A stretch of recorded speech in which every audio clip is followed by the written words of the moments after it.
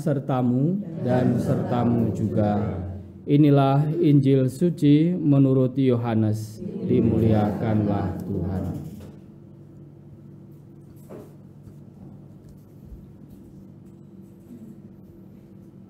Pada waktu itu, Yesus berangkat ke seberang danau Galilea, yaitu danau Tiberias.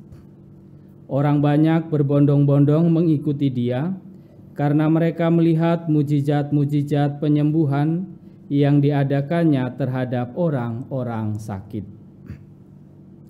Yesus naik ke atas gunung dan duduk di situ dengan murid-muridnya. Ketika itu Paskah, hari raya orang Yahudi, sudah dekat. Ketika Yesus memandang sekelilingnya dan melihat bahwa orang banyak berbondong-bondong datang kepadanya, berkatalah ia kepada Filipus, "Di manakah kita akan membeli roti sehingga mereka ini dapat makan?" Hal itu dikatakannya untuk mencobai dia, sebab ia sendiri tahu apa yang harus dilakukannya. Jawab Filipus kepadanya, "Roti seharga 200 dinar tidak akan cukup untuk mereka ini, sekalipun masing-masing mendapat sepotong kecil saja." Seorang dari murid-muridnya, yaitu Andreas, saudara Simon Petrus, berkata kepadanya, "Di sini ada seorang anak yang membawa 5 roti jelai dan mempunyai 2 ikan. Tetapi apakah artinya itu untuk orang sebanyak ini?" Kata Yesus, "Suruhlah orang-orang itu duduk." Adapun di tempat itu banyak rumput. Maka duduklah orang-orang itu, kira-kira 5.000 laki-laki banyaknya. Lalu Yesus mengambil roti itu, mengucap syukur, dan membagi-bagikannya kepada mereka yang duduk di situ. Demikian juga dibuatnya dengan ikan-ikan itu, sebanyak yang mereka kehendaki. Dan setelah mereka makan kenyang, ia berkata kepada murid-muridnya, "Kumpulkanlah potongan-potongan yang lebih, supaya tidak ada yang terbuang."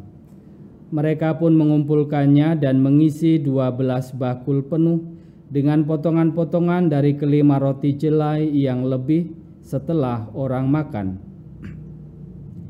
Ketika orang-orang itu melihat mujizat yang telah diadakan Yesus, mereka berkata, "Dia ini benar-benar nabi yang akan datang ke dalam dunia." Karena Yesus tahu bahwa mereka akan datang dan hendak membawa dia dengan paksa untuk dijadikan raja, ia menyingkir lagi ke gunung seorang diri. Demikianlah sabda Tuhan. Terpujilah Kristus.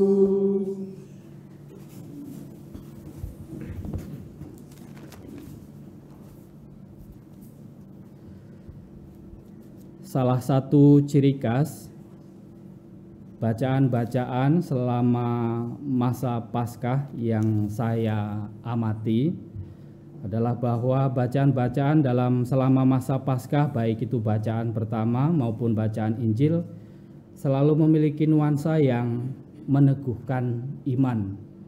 Itu yang selalu saya amati bacaan-bacaan masa Paskah.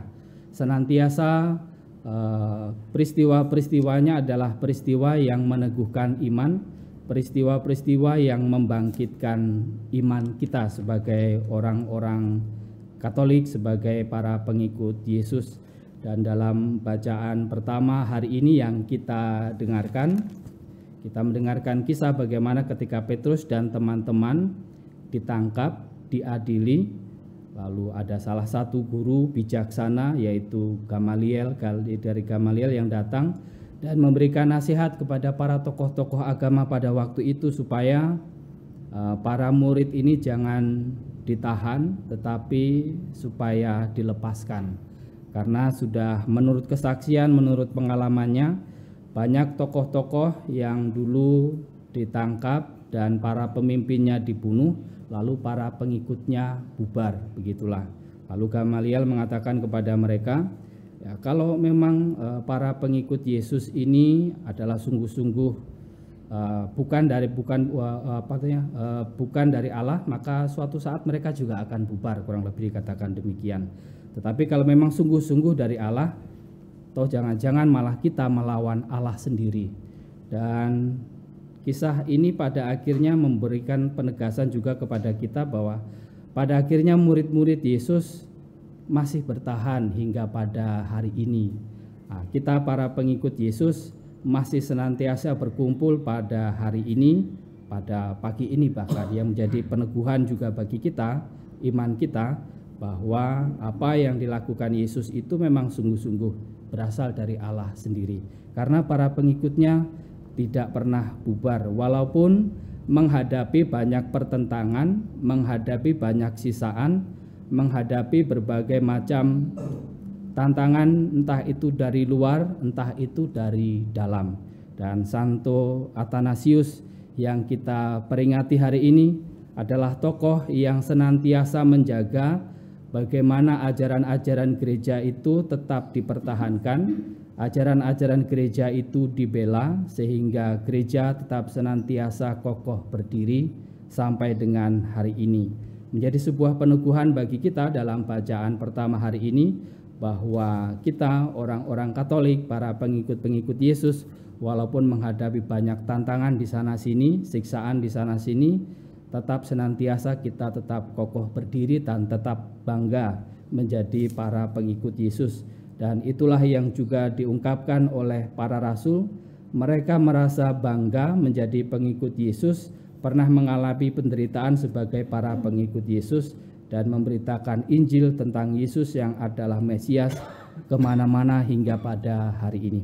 Maka kita boleh bersyukur sebagai para pengikut Yesus, kita tetap setia dalam iman dan gereja tetap senantiasa kokoh berdiri.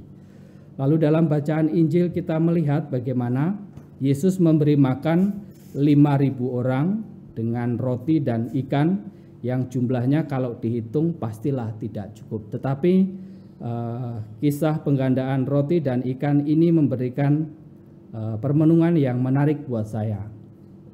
Yang disodorkan atau yang ditampilkan di sini adalah seorang anak kecil yang membawa roti dan juga ikan. Saya senantiasa membayangkan ini terjadi pada anak-anak sekolah minggu kalau ada acara. Nah, saya membayangkan bahwa anak ini juga adalah anak-anak sekolah minggu. Saya membayangkan kalau anak-anak sekolah minggu itu mengadakan acara, mereka pasti dibawakan bekal oleh orang tuanya. Dan bekalnya itu tidak pernah pas, pasti dilebihkan oleh ibu-ibunya, begitulah yang saya bayangkan. Oleh ibu-ibunya, kalau dibawakan oleh para guru sekolah minggunya dimintakan cukup membawa 1 roti saja, saya yakin orang tuanya tidak akan tega hanya menyediakan 1 roti. Paling tidak mereka akan menyediakan 2 roti. Siapa tahu nanti ada temannya yang lupa membawa bekal. Kemungkinan seperti itu yang saya bayangkan. Nah, kalau anak-anak saja memiliki bekal yang cukup, yang tidak bisa memprediksi kebutuhan saja, bisa membawa bekal yang cukup, apalah lagi mereka yang dewasa. Pastilah mereka sudah bisa memperkirakan segala sesuatunya dengan sangat baik. Maka kalau anak-anak saja bekalnya sudah cukup untuk dia, yakinlah yang dewasa yang 4.000 laki-laki itu tadi pastilah membawa sesuatu yang lebih dari cukup yang juga mereka butuhkan. Dan itulah yang pada akhirnya diajak oleh Yesus supaya mereka mau berbagi. Tetapi yang menarik bahwa para murid justru merasa meremehkan apa yang dimiliki oleh anak ini. Masa Paskah ini pada akhirnya mengajak kita untuk senantiasa menghargai dan mampu melihat hal-hal sederhana yang baik yang terjadi dalam perjalanan hidup kita, yang bisa jadi itu adalah peristiwa-peristiwa yang meneguhkan iman kita seperti yang dialami oleh para murid dalam bacaan pertama hari ini. Maka saudara dan saudariku yang terkasih, peristiwa Paskah, masa Paskah ini dan bacaan-bacaan yang kita dengarkan hari ini mengundang kita bersikap seperti Yesus yang tidak memandang remeh, yang senantiasa menghargai dan mensyukuri peristiwa-peristiwa baik walaupun sederhana yang terjadi dalam kehidupan kita. Kita diundang untuk lebih terbuka, lebih peka pada hal-hal sederhana, kepada kebaikan-kebaikan sederhana yang mungkin saja terjadi dalam kehidupan kita, yang bisa jadi itu adalah anak kecil yang membawa roti yang justru diberkati oleh Tuhan Yesus, seperti dalam bacaan Injil hari ini. Semoga peristiwa Paskah, masa Paskah ini mengundang kita menjadi pribadi-pribadi, murid-murid Yesus yang senantiasa menghargai hal-hal peristiwa baik walaupun sederhana dalam kehidupan kita, yang bisa meneguhkan iman kita seperti para murid dalam bacaan pertama hari ini. Kemuliaan kepada Bapa dan Putra dan Roh Kudus, seperti pada permulaan, sekarang, selalu, dan sepanjang segala abad. Amin.